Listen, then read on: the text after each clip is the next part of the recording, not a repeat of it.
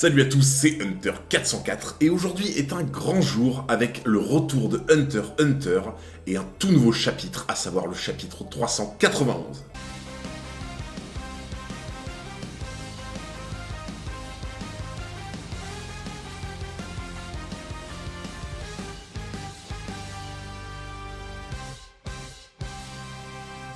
Il y a 4 ans, Togashi nous avait plongé en pleine guerre de succession entre les princes de l'empire de Kakin, succession reflétant une bataille stratégique et sanglante à bord du Black Whale en direction vers le continent caché. C'est d'ailleurs à la fin du chapitre 390 que Togashi nous laissait en plein suspens devant les prémices de futurs règlements de compte entre les mafias Shu'u et Eili,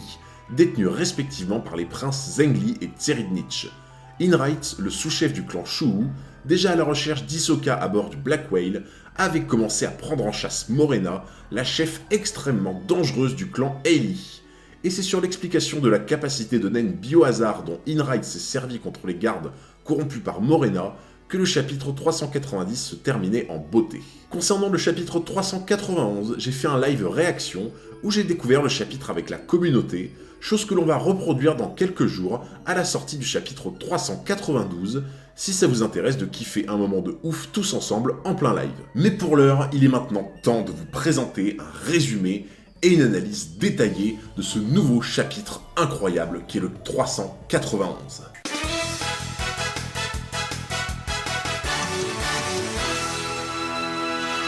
Le chapitre 391 commence directement en fanfare par l'explosion des têtes des soldats qui gardaient la sortie de la pièce, dont les fusils responsables de leur trépas avaient été préalablement piégés par le naine de matérialisation de Inright. Le chef du clan Shu'u choisit de partir seul, à la recherche du sbire de Morena qui lui avait tendu ce traquenard, pendant que ses acolytes Zakuro et Lynch continuent de suivre la piste d'Hisoka.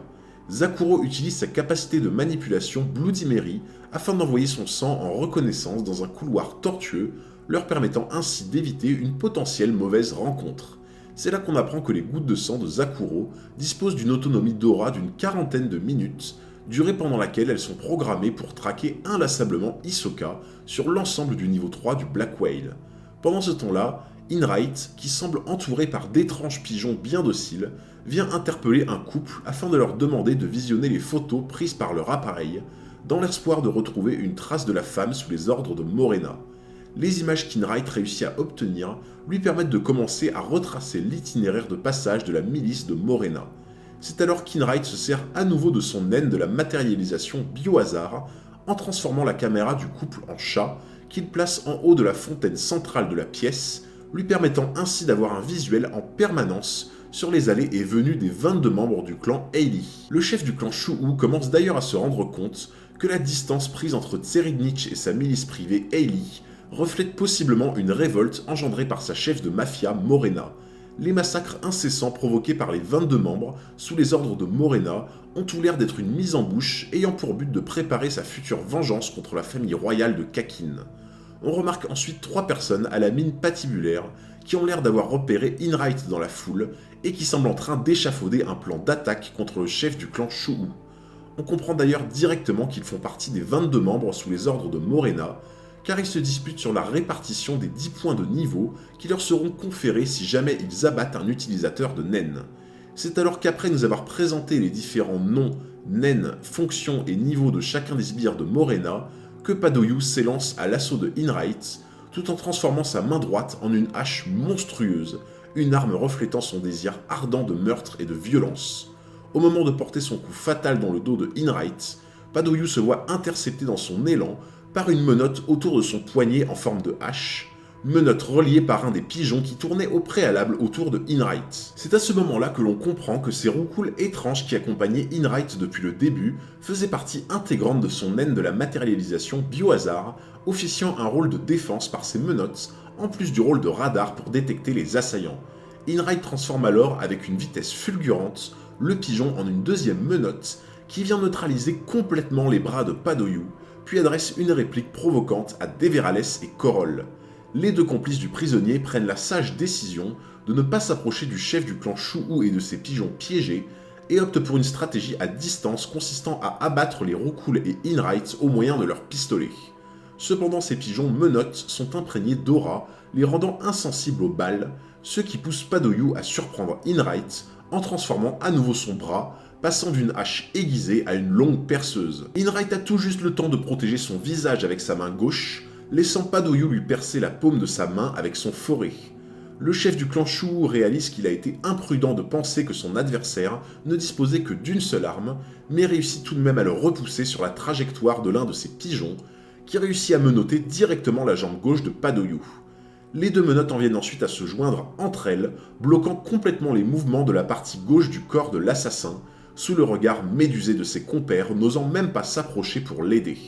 Dans une ultime tentative, Padoyu transforme à nouveau sa main libre en hache pour tenter de briser ses liens, mais se fait finalement intercepter par Inright, qui lui enfonce sa propre lame dans le crâne. Le chef du clan Shu s'est finalement débarrassé facilement de son adversaire, et regarde ses complices s'enfuir pour rejoindre leur chef Morena. Cela fait parfaitement les affaires de Inright, qui on le rappelle a préalablement placé son chat caméra dans la trajectoire de la fuite de Deverales et Coroll, lui permettant possiblement par la suite de pouvoir remonter jusqu'à la cachette du clan Ailey. Maintenant, la question importante, c'est qu'est-ce que l'on peut retenir et analyser de ce chapitre 391. Ce chapitre 391 nous propulse directement dans une véritable guerre acharnée entre les différentes mafias de certains princes de Kakin. Ces règlements de compte très violents ont commencé à émerger à cause de Morena du clan Ailey, car elle et son groupe de 22 tueurs ont transgressé volontairement les règles, les traités et les pactes de non-agression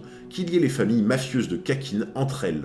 Inright sait pertinemment que l'influence, ainsi que le développement infini de la puissance du naine de Morena et de son armée, constitue un danger imminent pour la survie de son clan, mais également pour la sécurité du Black Whale tout entier.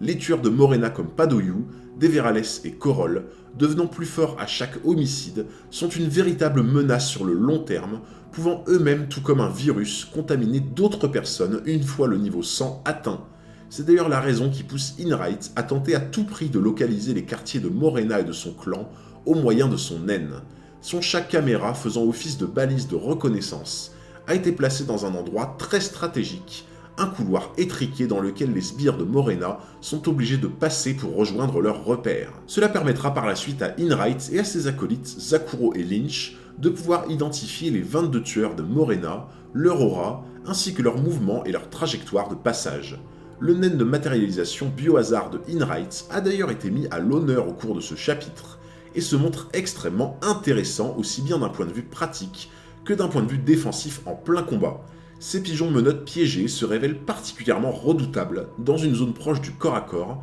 car étant donné leur nombre, plus l'espace se restreint entre Inright et son adversaire, plus les roucouls ont de chances de rentrer en collision avec leur ennemi, mais également de rentrer en collision entre eux, provoquant des combinaisons inédites comme on a pu le voir sur Padoyu. Cependant, Inright est désormais désavantagé contre le clan Ailey,